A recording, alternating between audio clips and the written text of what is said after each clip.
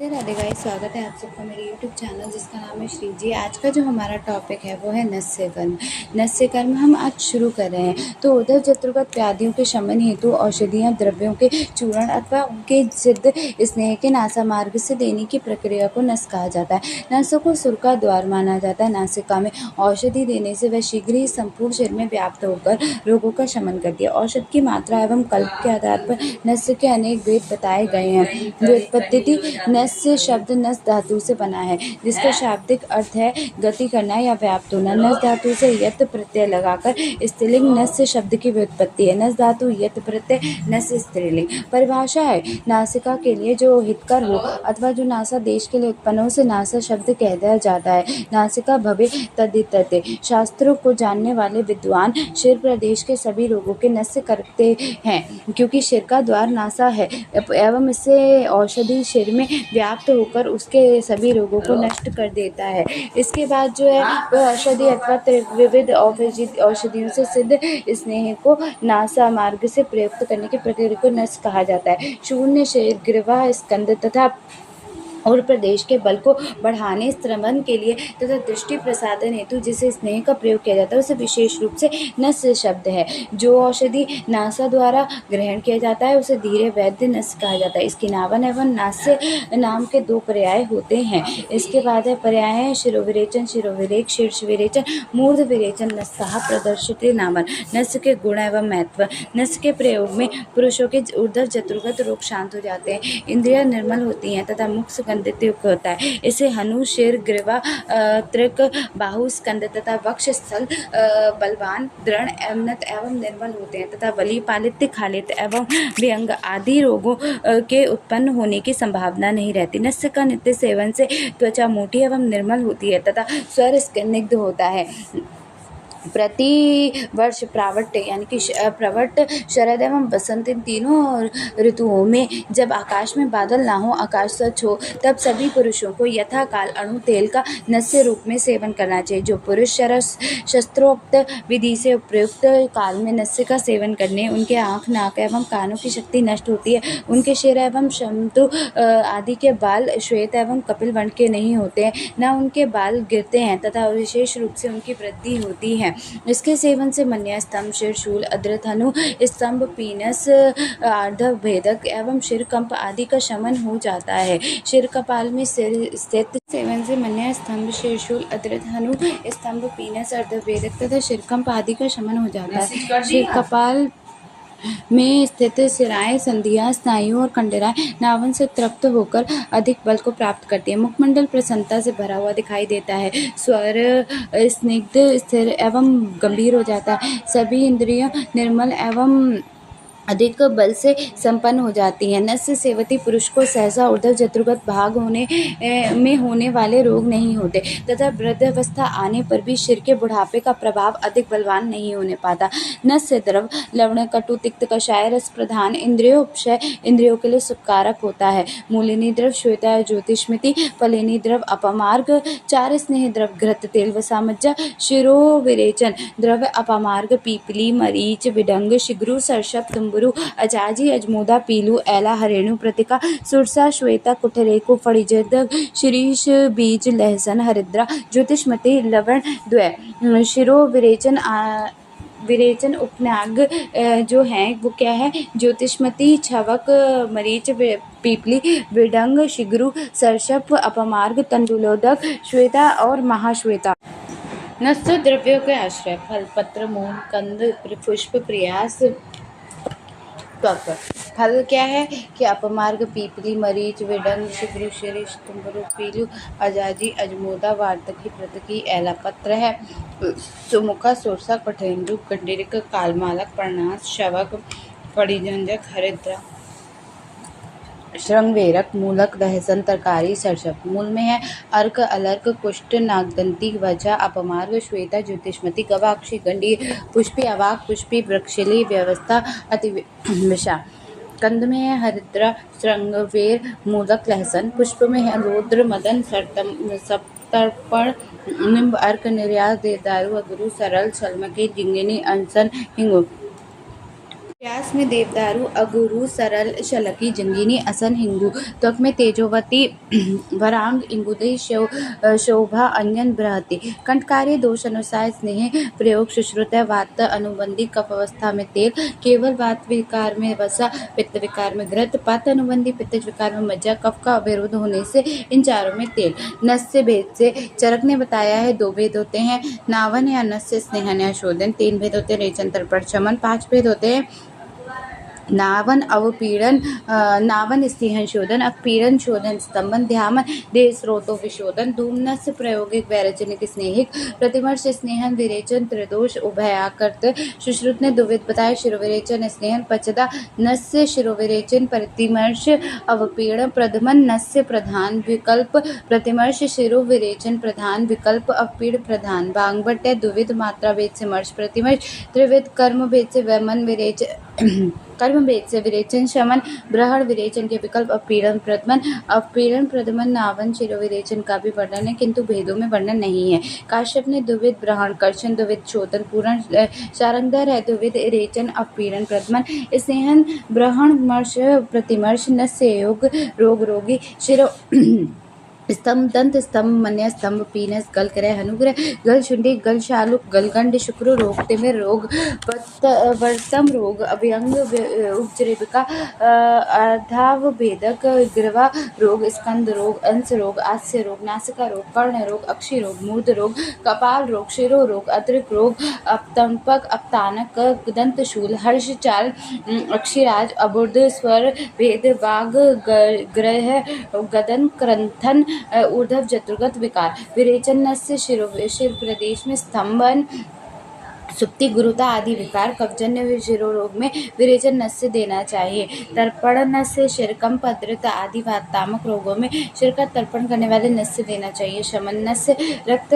पित्तादि रोगों में शमन नस्य देना चाहिए ध्यान एवं धूम्रपान इनका प्रयोग रोगी की योग्यता देखते हुए करना चाहिए स्नेहन वात अनुभूति शिरोरोग दंत केश श्रमतु दारुण कर शूल कर्ण शुभेक तिमिर स्वरो उपघात सर उपघात नासा रोग आस्य शोष अवगाहुक अकालज वली पलित प्रबुद्धाभाव दारुण विबोध पात पैतिक मुख रोग शिरो विरेचन तालु कंठ सिर में श्लेष्म अभिव्याप्त अरोचक शिर गौरव शूल पीनस अर्धाभ भेदक क्रमी व्याप्त प्रतिशय्या अपस्मार गंध ज्ञान उदर जत्रुगत विकार कफज रोग अपीड़न अभिषंद से व्याप्त सिर सर्प दंश से संज्ञा रहित में क्षीण पुरुष रक्तपित्त क्रश दुर्बल भीर सुकुमार एवं स्त्रियां प्रदमन नस्य मनोविकार तथा क्रमी एवं विष से पीड़ित नस्य के रोगायोग अजीर्ण भुक्त अभुक्त स्नेह मध्य तोय पिए हुए या पीने के इच्छुक शिर से स्नान किए हुए इच्छुक क्षुधा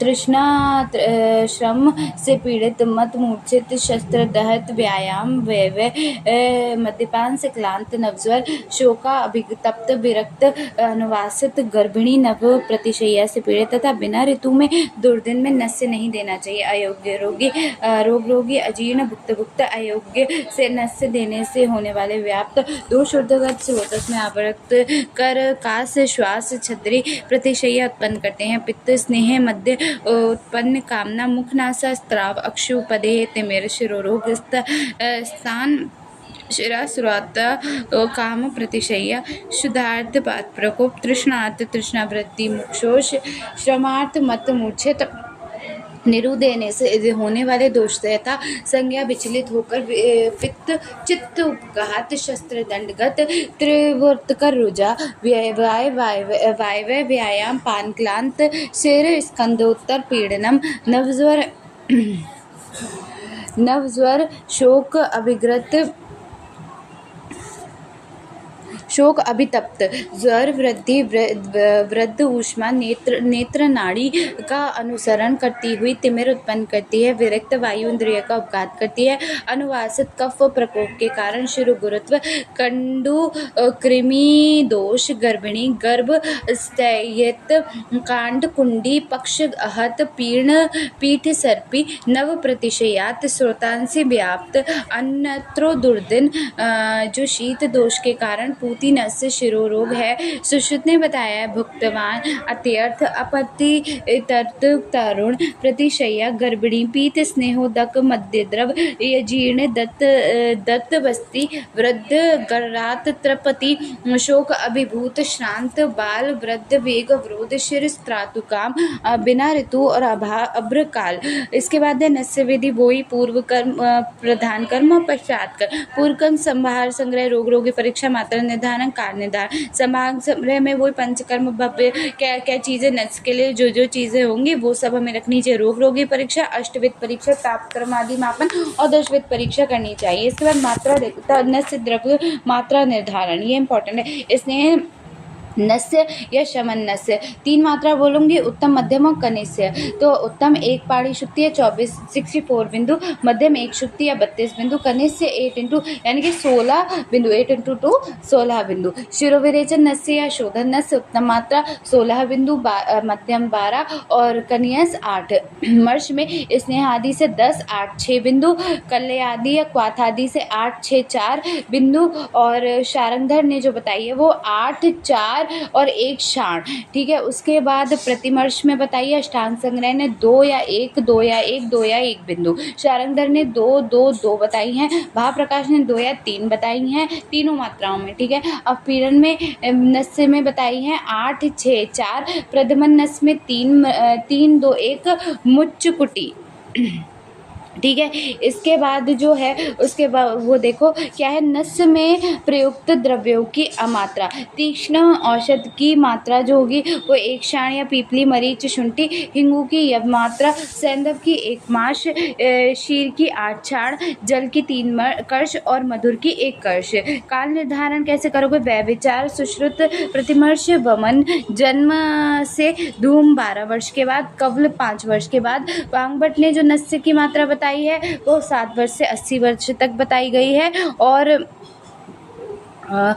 धूम्रपान की जो मात्रा बताई गई वो 18 वर्ष के बाद, कवल की 5 वर्ष के बाद। वमन विरेचन रक्त मोक्षण 10 से 70 वर्ष तक प्रतिमर्श एवं बस्ती, जन्म से लेकर मृत्यु पर्यंत तक, ऐसा आचार्य वांगभट ने कहा है। इसके बाद जो मात्रा बताई गई है वो किसकी मात्रा है? नस्य दान हेतु काल विचार बताया गया है। नस्यदान हेतु काल विचार चरक प्रावट चरत बसंत, इसके अतिरिक्त अत्यधिक रोग एवं अवस्था में कृत्रिम गुण उपधान करके नस्य कभी भी दिया जा सकता है। ग्रीष्म में पूर्वाहन काल में, शीत ऋतु काल में, मध्यावन काल में और वर्षा में जब दुर्दिन ना हो। सुश्रुत ने जो बताया है वो क्या है? वो है कि नस्य भोजन काल में बिना भोजन किए देना चाहिए। कफ में पूर्वाहन काल में, पित्त में मध्याह्न काल में, वात में अपराहन काल में। वृद्ध भांगवत ने कफ से पित्त तक वही पूर्व काल, मध्य काल और अपराहन काल ऐसे करके वात पित्त कफ के बारे में बताया है। शरद ऋतु वसंत ऋतु में पूर्वाहन काल में, ग्रीष्म ऋतु में पूर्वाहन काल अपराहन काल में और वर्षा में आदित्य दर्शन होने पर, मतलब जब सूर्य हो तब। ठीक है। स्वस्थ व्रत हेतु शीत ऋतु मध्याह्न काल में, रात्रि में नस्य लालस्त्राव सुक्ति प्लाप्त दंत कंठ कटकटाय क्रंथन क्रक्षोलीनन पूति मुख कर्ण नाद तृष्णा अदृत शिरोरोग श्वास कास अनिद्रा, दोनों काल में नस्य हिचकी स्वर्गवात मन्या स्तंभ अपतानक तथा सिर में वातजन्य विकार होने पर प्रतिदिन 1 बार सायंकाल या प्रातः काल में अथवा दोनों कालों में नस्य प्रयोग करना चाहिए। पंचकर्म का सेवन करते समय वस्तीकरण के उत्तल काल के बाद मर्श नस्य देना चाहिए। प्रतिमर्श नस्य में काल चरक ने प्रतिमर्श नस्य के काल में सभी ऋतु प्रातः काल में रात्रि में किया। सुश्रुत ने 14 बताए हैं। प्रातः काल उठने पर, दंत धावन के बाद, गृह से निकलते समय, व्यायाम उत्तर, व्यय उत्तर, अधोगमन से परिश्रम होने पर, मूत्र विसर्जन उत्तर पर होने पर, मल विसर्जन उत्तर होने पर, कवल उत्तर, अंजन उत्तर, भोजन के बाद, छद्री के बाद, विधवा स्वप्न के बाद तथा सायंकाल में। वांगभट ने 15 रात्रि दिन में भोजन, वमन के बाद, विवाह स्वप्न से उठकर, मार्ग गमन के बाद, श्रम के बाद, मैथुन के बाद, शिरो अभिहंग के बाद, गंडुष के बाद और मूत्र त्याग के बाद, अंजन के बाद, मल त्याग के बाद, अंजन के बाद, मलत्याग के बाद, दातून करने के बाद, हास्य के बाद में प्रतिमर्श नस्य 2 बिंदु देना चाहिए। प्रथम 5 कालों में प्रतिमर्श देने से स्रोतः शोधन होता है। इसके बाद अगले 3 कालों में देने से क्लम का नाश होता है। अगले 5 कालों में देने से आंखों का बल बढ़ता है। दातून के बाद देने से दांतों में दृढ़ता आती है। हास्य के बाद देने से वात का शमन होता है। नस्य मर्यादा काल 1 दिन 2 दिन 3 दिन 1-2 दिन 2 दिन 7 दिन 21 दिन के अंतराल के अथवा वैद्य जब तक उचित समझे उसके बाद देना चाहिए। वात के अत्यधिक पीड़ित पुरुष को दोनों काल में नस्य का प्रयोग करना, शिरोविरेचन के उपरांत दोषकाल आदि का विचार करके 3 के अंतर से 7 दिन तक स्नेहन करने चाहिए तथा स्नेहन कर्म के बाद 1-1 दिन के अंतर से शिरोविरेचन करना चाहिए। इसके बाद क्या है कि आपका जो ऐसा आचार्य चक्रदत्त ने कहा है। इसके बाद है प्रतिमर्श के गुण। प्रतिमर्श के क्या गुण होते हैं वो बताए गए हैं। इसके बाद है प्रतिमर्श के गुण हम बात कर रहे हैं। तो प्रतिमर्श काल प्रातः उठने पर रात्रि में एकत्र नासा स्त्रोतस मल का नाश कर मन में प्रसन्नता लाता, दंत धावन के बाद दांतों में दृढ़ता है बनता है तथा मुख में सुगंधित उत्पन्न करता है। गृह से निकलते समय नासा उपरंत के गीले रहने से धूल या धूम से बाधा नहीं होती। व्यायाम उत्तर व्यायाम वायव्य उत्तर अध्वगमन से परिश्रम उत्तर श्रम का नाश करता है। मूत्र विसर्जन उत्तर मल विसर्जन उत्तर दृष्टि का भारीपन नष्ट होता है। कवल उत्तर अंजन उत्तर दृष्टि निर्मल या प्रसादन होती है। भोजन के बाद स्रोतस की विशुद्धि करता है तथा शरीर में लघुता लाता है। छद्री के बाद स्रोतस में चिपके हुए श्लेष्मा को निकालकर भोजन में रुचि उत्पन्न करता है। दिवा स्वप्नोत्तर शेष निद्रा भारीपन तथा मल को दूर करने के लिए चित्त में एकाग्रता उत्पन्न करती है। सायंकाल में सुखपूर्वक निद्रा लाता है तथा जागता है। आतुर सिद्धांत सिद्धता स्नेहन स्नेहपान निषेध अभ्यांगता स्नेहपान निषेधता है। स्नेहपान किए हुए अथवा स्नेहपान की कामना रखने वाले पुरुष को नस्य का निषेध किया जाता है। इसके अतिरिक्त जिन पुरुषों में दोष उत्क्लेष्ट हो गए हों अवस्था में हो उनमें भी स्नेहपान कराकर नस्य नहीं देना चाहिए। स्नेहपान प्रशस्त रूक्ष शरीर एवं वात विकारों में पीड़ित पुरुषों में स्नेहपान कराकर ऊर्ध्व जत्रुगत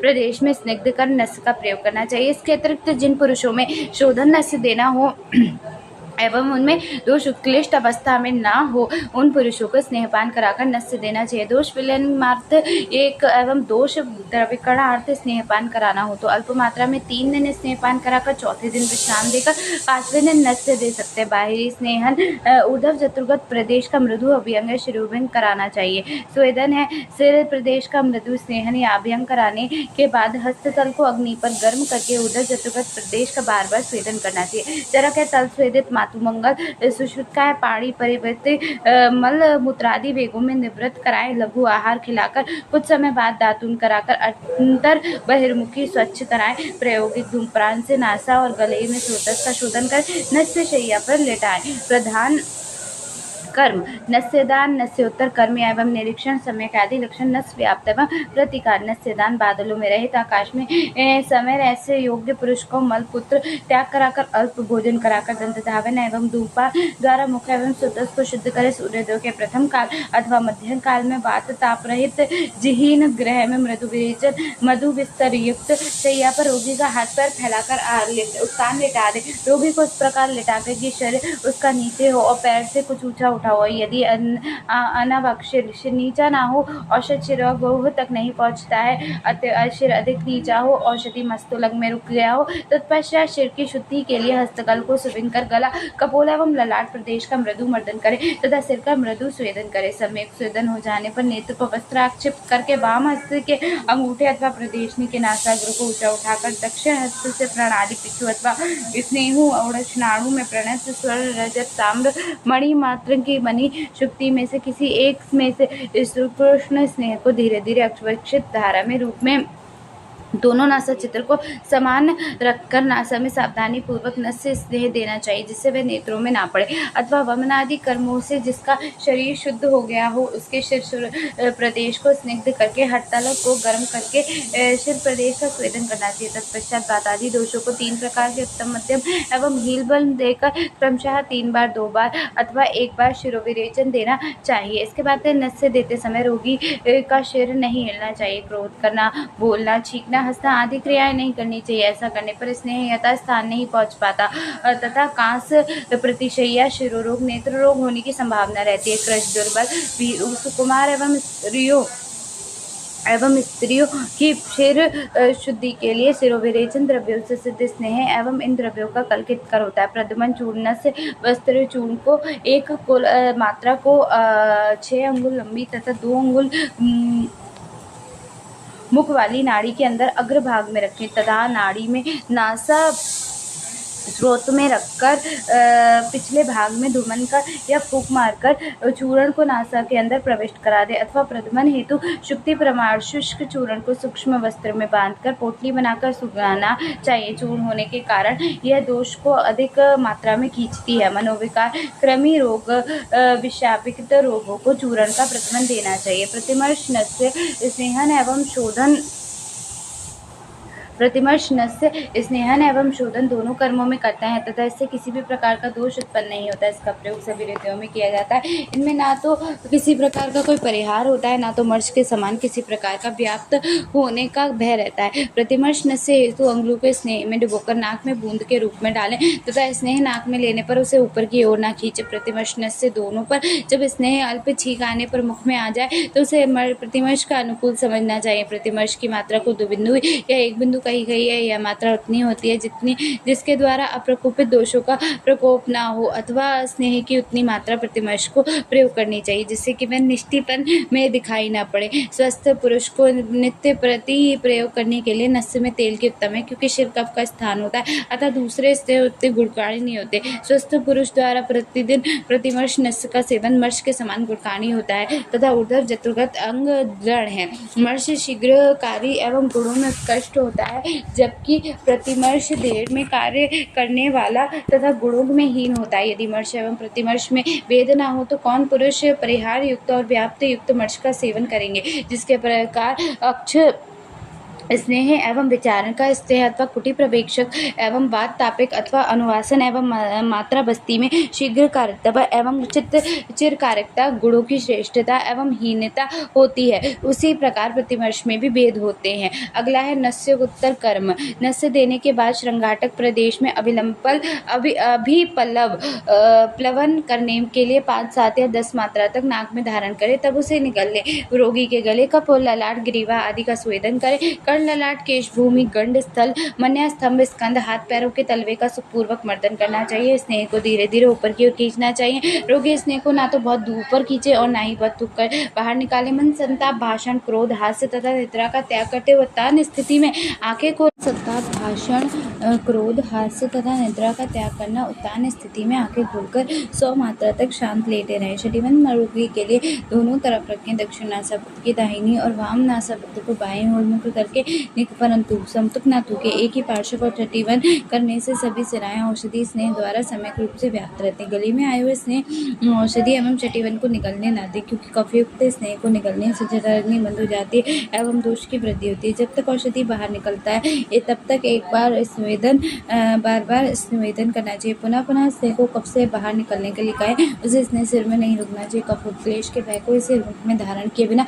थूक देना चाहिए। इस प्रकार औषधि के दूसरे भाग को नासा में डालें, फिर तीसरे भाग का नस्य देना अथवा दोषों के बल अनुसार नस्य देना चाहिए। इसके बाद का जो टॉपिक है वो हम बाद में करेंगे, ठीक है।